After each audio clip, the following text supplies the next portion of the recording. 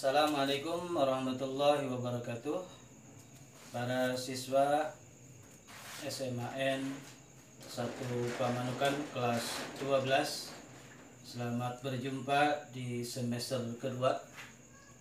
Yang insyaallah bahwa pada kesempatan kali ini kita akan sama-sama masuk pada materi di semester kedua untuk bab 1, yakni tahap pencatatan akuntansi perusahaan dagang. Untuk tahapan ini ada beberapa poin bagian yang perlu dibahas. Pertama, berkenaan dengan pengertian perusahaan dagang. Perusahaan dagang adalah perusahaan yang bergerak di bidang pembelian barang dagangan atau disebut dengan produk jadi atau finished goods, dan menjualnya kembali tanpa merubah bentuk dengan tujuan untuk memperoleh keuntungan atau laba. Nah, barang dagangan atau disebut dengan merchandise inventory adalah barang yang dibeli perusahaan untuk dijual kembali. Adapun akun-akun khusus perusahaan dagang di sini diantaranya ada akun pembelian barang, akun penjualan barang, akun retur pembelian dan pengurangan harga, kemudian ada akun retur penjualan dan pengurangan harga, ada akun utang dagang, ada akun piutang dagang, kemudian ada akun potongan pembelian, ada akun potongan penjualan, dan akun beban angkut penjualan. Selanjutnya kita akan coba lihat tentang pembahasan transaksi perusahaan dagang.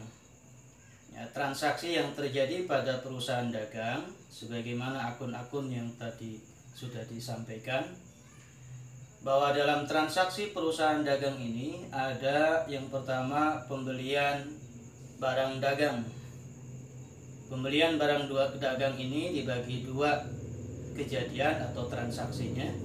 Pertama ada pembelian secara tunai, maka jurnalnya daripada pembelian secara tunai, pembelian berada di posisi debit, kemudian kas berada di posisi kredit. Kemudian pembelian yang dilakukan secara kredit atau utang, maka pembelian berada di posisi debit dan utang dagang berada di posisi kredit. Kemudian retur pembelian dan pengurangan harga. Di retur pembelian dan pengurangan harga kita lihat posisi tentang adanya berarti utang dagang berada di posisi debit, retur pembelian dan utang dagang berada di posisi kredit. Kemudian yang ketiga ada transaksi potongan pembelian. Nah, dalam potongan pembelian ini kita lihat posisi akunnya bahwa utang dagang berada di posisi debit, kemudian ada kas berada di posisi kredit, dan potongan pembelian berada di posisi kredit. Selanjutnya beban angkut pembelian. Untuk transaksi beban angkut pembelian ini ada dua kejadian. Pertama, bisa dimungkinkan ditanggung oleh si pembeli atau menjadi tanggungan pembeli. Maka akunnya adalah, kita lihat posisi akunnya, beban angkut pembelian berada di posisi debit dan kemudian kasnya berada di posisi kredit.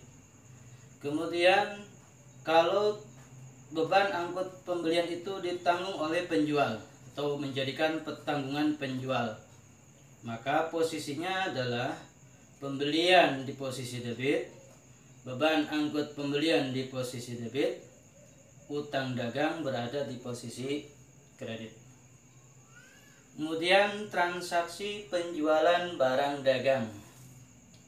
Transaksi penjualan barang dagang ini juga terjadi, dimungkinkan penjualan secara tunai sehingga kemudian posisi kasnya berada di posisi debit, penjualan berada di posisi kredit.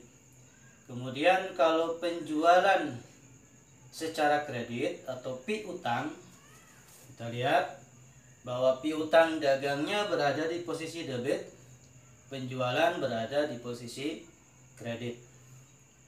Kemudian transaksi retur penjualan dan pengurangan harga. Nah, dalam transaksi ini kita lihat retur penjualan dan potongan harga atau pengurangan harga berada di posisi debit, sementara piutang dagang berada di posisi kredit. Berikutnya transaksi potongan penjualan. Transaksi potongan penjualan ini bisa kita lihat bahwa kas berada di posisi debit, potongan penjualan berada di posisi debit, dan untuk piutang dagang berada di posisi kredit. Kemudian transaksi beban angkut penjualan. Untuk beban angkut penjualan ada dua kejadian, di mana beban angkut ini dilakukan dengan bayar tunai. Yang pertama, maka posisi akunnya adalah beban angkut penjualan berada di posisi debit dan kas berada di posisi kredit. Kemudian beban angkut dengan cara kredit atau utang. Maka di sini beban angkut penjualan berada di posisi debit, utang dagang berada di posisi kredit. Kemudian terakhir transaksi persediaan barang dagang. Kita lihat bahwa transaksi persediaan barang dagang bisa dimungkinkan terjadi adanya persediaan barang dagang awal dan kemudian persediaan barang dagang akhir. Berikutnya, poin yang keempat, kita bahas tentang syarat pembayaran barang. Antara lain diketahui bahwa dalam pembayaran barang bisa dimungkinkan yang pertama tunai atau disebut dengan kontan. Kemudian ada juga yang kedua, pembayaran barang itu dilakukan pada setiap bulannya di akhir bulan, ya, atau pada akhir bulan. Kemudian ada lagi yang ketiga di sini dengan menggunakan N per eom. Maksudnya adalah pembayaran barang dilakukan pada akhir bulan. Nah, kalau tadi setiap tanggal 30, maksudnya di akhir bulan juga sama kalau N per 30.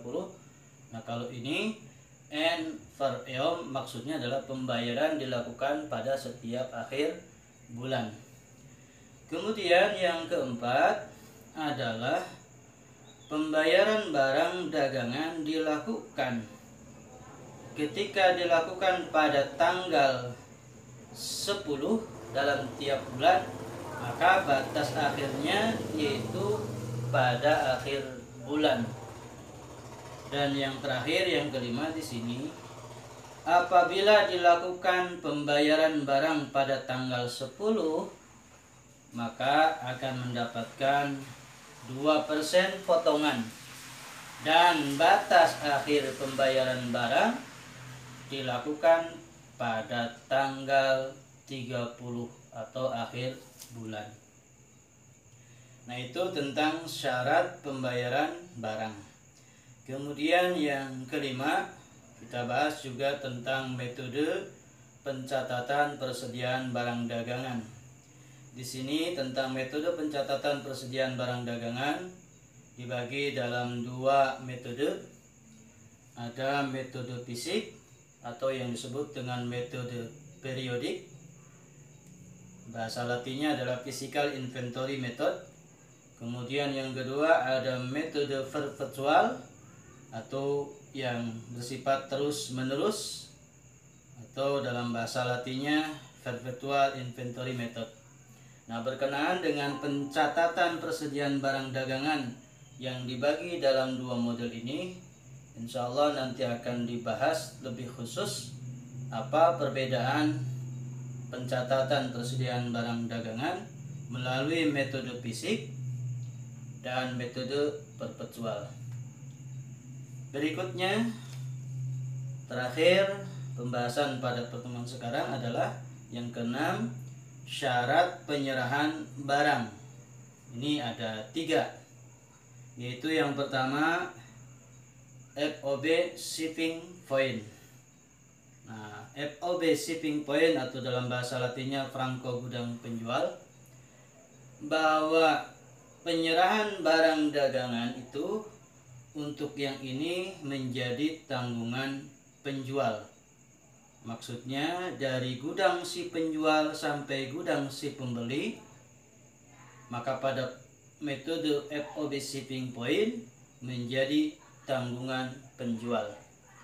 Kemudian yang kedua ada FOB destination point atau bahasa lain Latinnya adalah franko gudang pembeli.